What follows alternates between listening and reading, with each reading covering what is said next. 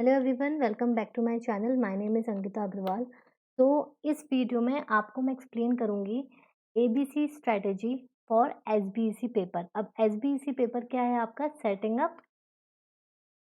Business entities and closure.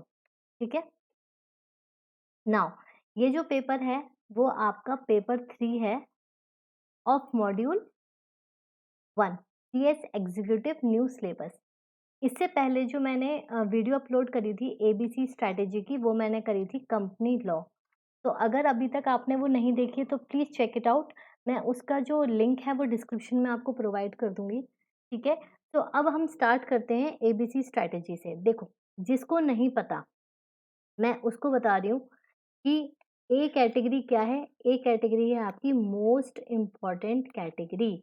मतलब इसमें वो चैप्टर्स इंक्लूडेड हैं जिसको अगर आप कर लेते हो तो उसमें से जो कवरेज है वो more than 50% of whole syllabus होती है। और अगर आपने वो अच्छे से प्रिपेयर कर लिया तो आप खुद देखो कि आपका जो 50% सिलेबस है वो आपका डन है।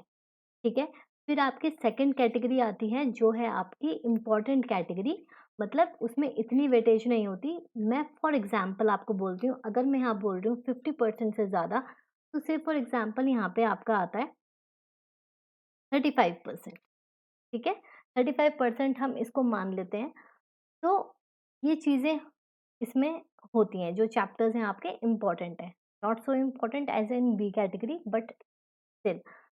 अब सी कैटेगरी में जो आता है, मैं आपको सजेस्ट करूँगी कि बहुत ही नॉमिनल होता है और आप अगर इसको रीड भी कर लोगे ट्वाइस, 2 बार रीड करोगे इन चैप्टर्स को जो आपके हैं 14, 15, 18, 19, तो आपकी इस कैटेगरी में बिना मतलब ये जो चैप्टर्स हैं ये वैसे चैप्टर्स हैं जो आपने कहीं न कहीं पढ़ रखे हैं, आपको आइडिया है, आपको अगर नहीं भी आता है और आपने रीड किया है तो आप कम से कम अटेम्प्ट कर लोगे। You at least able to attempt these questions. ठीक है, जो भी इस चैप्टर्स में से इन चैप्टर्स में से आ सकते हैं। हमको क्या फोकस करना है? हमें करना है ए कैटेगरी पे और बी कैटेगरी पे। तो स्टार्ट करते हैं हम अपनी ए कैटेगरी से कि ए कैटेगरी में हमारे पास कौन कौन से चैप्टर्स हैं। ठीक है। ओके। सबसे पहला है आपका चॉइस ऑफ बिजनेस ऑर्गेनाइजेशन। ठीक है। जैसे कि आपको पता है बिजनेस ऑर्गेनाइजेशन जो है आपका बहुत इम्पोर्टेंट चैप्टर है। इसमें इससे रिलेटेड मैंने यूट्यूब पे भी वीडियो अपलोड की हुई है, फॉर्म्स ऑफ बिजनेस ऑर्गेनाइजेशन के नाम से। और आपको मैंने उसमें एक्सप्लेन किया है कि जो डिफरेंट टाइप्स की ऑर्गेनाइजेशंस होती हैं उनमें क्या माइन्यूट डिफरेंस होता है और आप उसको कैसे इजी वे में याद कर सकते हो। ठीक है। सेकंड आपका चैप्टर है टाइप्स ऑफ कंपनीज, वो भी इसी का है। बिजनेस ऑर्गेनाइजेशन एक इंट्रोडक्शन है। टाइप्स ऑफ कंपनी में वेरियस सेग्रीगेशंस हैं। ठीक है। थर्ड पार्ट आपका बहुत इंपॉर्टेंट है, वो है charter documents of companies and alteration of charter document. Charter documents आपके कौन से होते हैं? MOA and AOA. ठीक है। तो ये चार्टर डॉक्यूमेंट्स होते हैं तो बहुत मैंडेटरी होते हैं हर एक कंपनी के लिए, बिकॉज इसी से पता चलता है कि कंपनी हैज़ इनकॉर्पोरेटेड, रजिस्टर्ड और उसकी एक लीगल आइडेंटिटी है। ठीक है। फिर आपका 1 टू 3 ये जो चैप्टर्स की नंबरिंग है ये आपके मॉड्यूल के हिसाब से है, according to your module of ICSI. ठीक है। मॉड्यूल के हिसाब से आपकी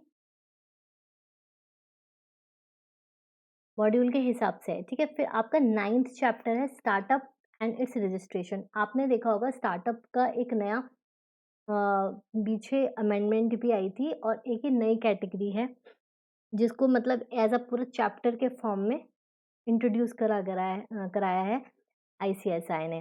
फिर है conversion of business entities. Conversion मतलब जैसे आपकी बिजनेस ऑर्गेनाइजेशंस हैं, पब्लिक कंपनी है, प्राइवेट कंपनी है, स्मॉल कंपनी है, डोरमेंट कंपनी है, सेक्शन 8 कंपनी है, तो उनका आपस में कन्वर्जन क्या है, वो है आपका chapter 12। Now various initial registrations and licences. देखो ये ना बहुत इंपॉर्टेंट चैप्टर है। ये क्या है? इसमें कुछ आपके रजिस्ट्रेशंस होते हैं जो आपके मैंडेटरी रजिस्ट्रेशंस होते हैं, लाइक पैन कंपनी का। ठीक है। कुछ आपके एडिशनल रजिस्ट्रेशंस होते हैं और कुछ और एडिशनल रजिस्ट्रेशंस होते हैं। तो इस चैप्टर में पर्टिकुलरली सारे टाइप के रजिस्ट्रेशंस की बात हुई है। चाहे आपके वो मैंडेटरी हो जो हर कंपनी को करने हैं, एडिशनल कुछ और एडिशनल और कैटेगरी होती है जिसमें क्या है पर्टिकुलरली लाइक सेक्शन 8 कंपनी अगर आपकी हो गई और पब्लिक कंपनी हो गई तो इन दोनों में जो भी डिफरेंस होंगे और जो आपको एक अलग से लाइसेंस लेना पड़ेगा उसकी चीज, ठीक है। नाउ आपका है chapter 16 intellectual property laws. Intellectual property laws में आपका क्या क्या आता है? पेटेंट, कॉपीराइट, ट्रेडमार्क, ये आपके सारे क्या हैं? इंटेलेक्चुअल प्रॉपर्टी हैं। ये पेटेंट, कॉपीराइट इस सब चीज़ों के बारे में आपको इसमें पढ़ना है और ये भी आपका बहुत इंटरेस्टिंग टॉपिक है। इस पे मैं बहुत ही जल्द एक वीडियो बनाने वाली हूँ, ठीक है?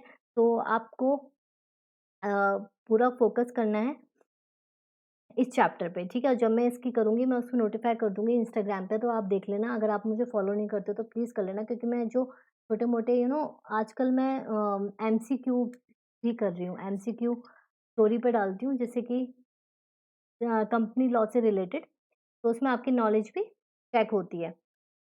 17th है आपका कंप्लायंसेस अंडर लेबर लॉज़, ठीक है? ये पहले भी था, आपके पास अब भी एक स्पेशल सब्जेक्ट है, अलग से एक सब्जेक्ट है इसका लेबर लॉज़ का। तो कुछ-कुछ चीज़ें जो प्रोविजंस एप्लीकेबल हैं आपका बिज़नेस ऑर्गेनाइजेशन में, उससे रिलेटेड ये चैप्टर है आपका, ठीक है? Now moving to B category. First category में आपके टोटल कितने चैप्टर्स हुए? 1, 2, 3, 4, 5, 6, 7, 8 चैप्टर्स, ठीक है? 8 चैप्टर्स हैं आपके ए कैटेगरी में। Now B category. B category में क्या है? ये तो मोस्ट इम्पोर्टेंट है, इसमें जो कवरेज है आपकी 50% है। ये थोड़े से लीस्ट इम्पोर्टेंट है, मतलब as compare to A category. तो इसमें 4th चैप्टर है आपका legal status of registered company, ठीक है? Formation of LLP. एलएलपी क्या है आपका? लिमिटेड लायबिलिटी पार्टनरशिप, ठीक है?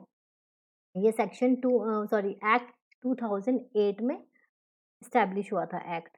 Different forms of business organisation and registration. अगर सेक्शन 8 कंपनी है तो उसका रजिस्ट्रेशन कैसे होगा?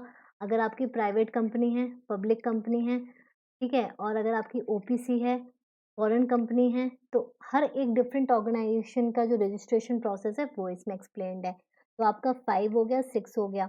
Now 7th formation and registration of NGO. NGO में आपके कौन सी आएंगी?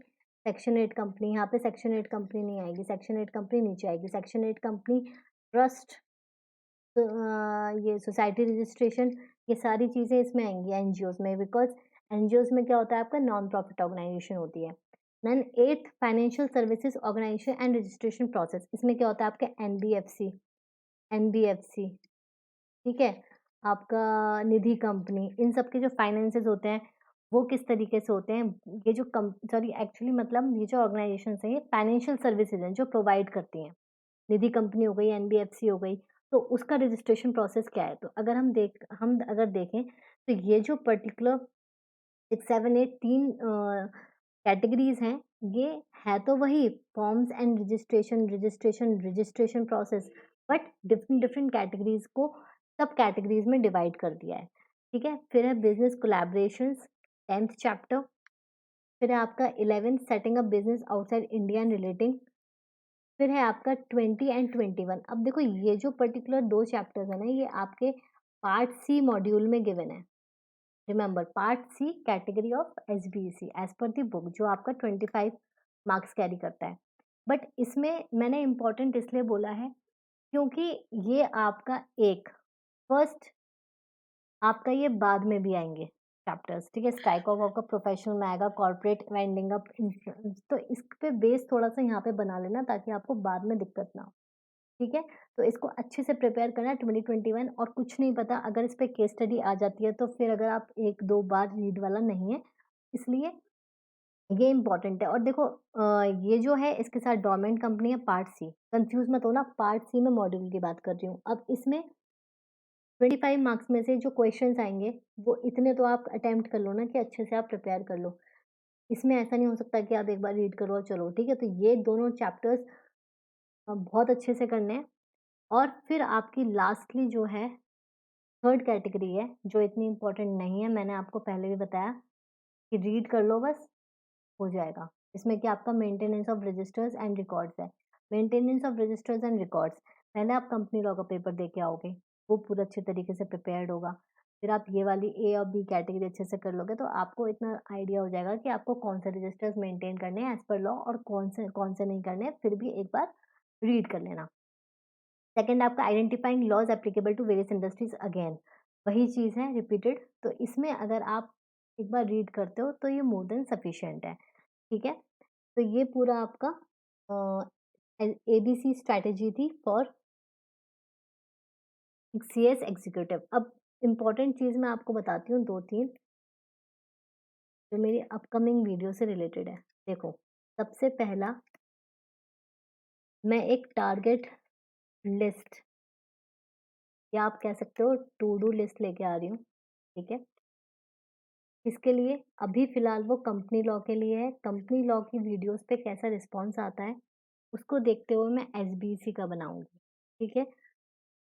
इस पर्टिकुलर वीडियो में क्या होगा, डे 1 से लेकर डे 30 तक आपका एक टारगेट होगा, ठीक है? जिसमें कि आपको डे वाइज़ मैं अपलोड करूँगी। डे 1 में आपको कौन-सा चैप्टर करना है कंपनी लॉ का और कौन-कौन से इम्पोर्टेंट पॉइंट्स हैं या टॉपिक्स हैं जो आपको छोड़ के नहीं जाने हैं। और अगर आपको उसमें दिक्कत हो रही है कि ये चीज़ कहाँ से प्रिपेयर करनी है, तो उसका भी मैं आपको तरीका बताऊँगी। यूट्यूब पे मैंने काफ़ी मटेरियल डाला हुआ है जो आप रेफ़र कर सकते हो, ठीक है?